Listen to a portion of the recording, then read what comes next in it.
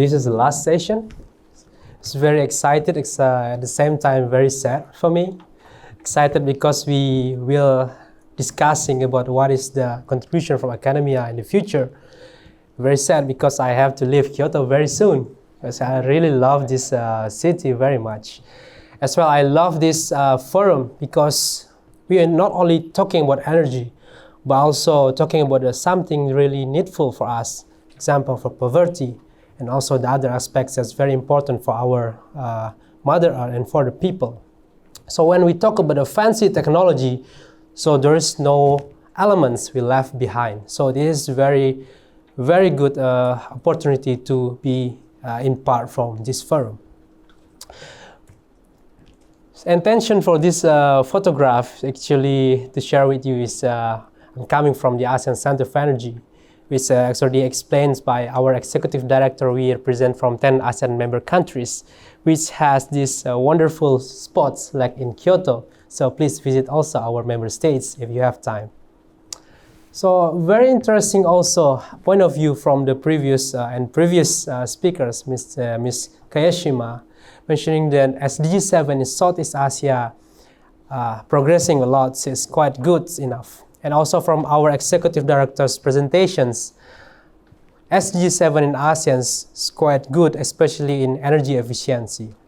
One of the backbone also in the clean energy in ASEAN is about renewable energy. ASEAN Center for Energy, just recently in August, we published a publication on renewable energy R&D. Identification is how are we now in ASEAN about R&D.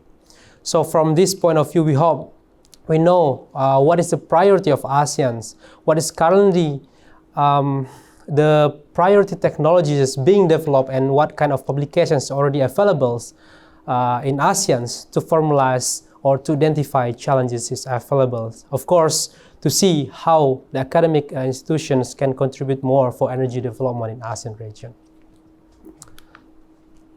So based on the publications, we identify that a lot of challenges that we faced out under the R&D development, specifically for renewable energy.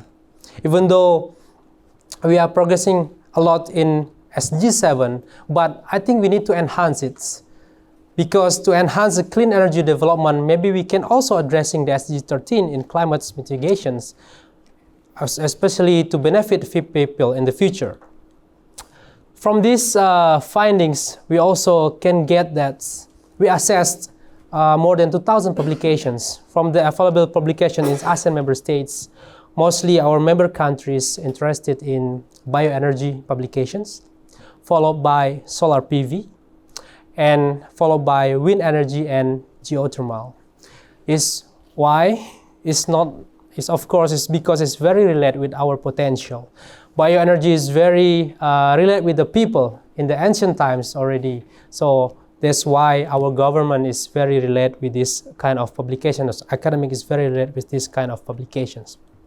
Second, solar PV. Solar PV also very interesting because it's not only requirement from the insights of our member country, but also from the available donors like Europeans.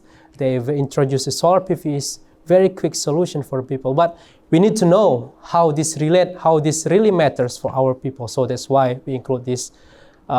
This finding is also very important for us to know what these publications already available in the region. And then geothermal and hydropower and wind. Geothermal, 2 countries have this kind of potential in currently Indonesia and the Philippines. So we hope in the future more and more enhancement for academic institutions in supporting geothermal and study will enhance geothermal role in energy sector in ASEAN. Not only the assessment of the publications, we also identify challenges. One of the biggest challenges that we identify is there is a mismatch of interest and priority between the governments and the academic institution in ASEAN. I can say currently the governments, for some countries, the government they are going to Aomori, academic institution going to Nagasaki, is different directions. So somehow this mismatch causes miscoordinations and lacking of the results of the research at the end. Because we hope that the research in the future can relate with industrial sector, and then it can enhance more and more sustainable energy developments. So that's the first. Second one is we identify that there is lack of funding support for our research institutes or research activities in ASEAN. We identify only one regionally available instruments, we call it APASTI, Science and Technology Innovation Funding, which is available in ASEAN. But it's not enough.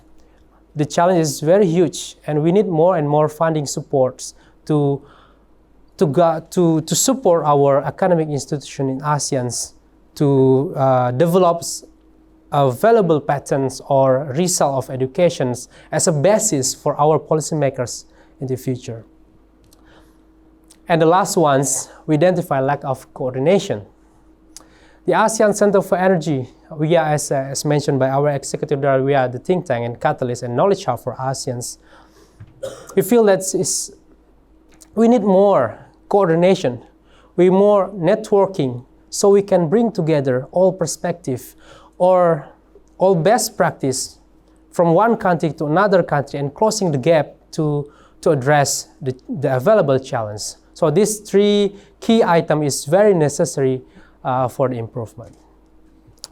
So to answer the questions, what can contribution from academic institutions to do in terms of SDG 7s in ASEAN perspectives? The things that I can highlight, let's collaborate with ASEAN Center for Energy. That's what the things that I can highlight for all of you. Why, at least with kind of stronger cooperation, we can be three things. First, we can be a valuable bridge for the policymakers and industrial sectors in ASEAN. We are the hub between our policymakers. We have a lot of discussion with them. We have a lot of sharing session with them, but somehow we need more and more scientific reason to provide them a guidance or advice to move forwards based on scientific result to increase the reliability and accuracy of policymaking in the future. So that's the things that we want to do. Secondly, by increasing cooperation with ASEAN Center for Energy and academic institutions, we can enhance the networking, a nodal network, a forum, best practices, a lot of available experts, especially here in Japan, a lot of famous experts. And somehow in our country, for example, some country maybe like Cambodia, Laos, Myanmar, we still need more and more supports, and this support have to be integrated. So we hope that with this kind of cooperation, we can make a network. So this network not only develop a sharing session, but also produce a tangible action for this country, because we have this official engagement with the country, the ASEAN Center for Energy. And the last ones, this network, of course, can be a center for capacity building. We did a capacity building from a long time ago.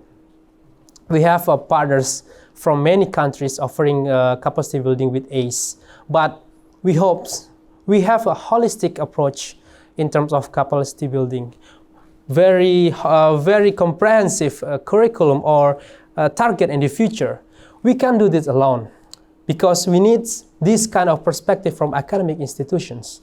Academic institutions have this kind of expertise, for example, to enhance database, to do the forecasting. That's very useful for policymakers in ASEAN. So these three things at least we can achieve by enhancing cooperations between academic institution and ASEAN Center for Energy. So that's the answer from our perspectives. Why? Yeah, again, ACE can do this alone. We need academic institution support. Thank you very much. Yeah. Thank you, Septia. So we understand that the importance of the collaboration between the academia and the practices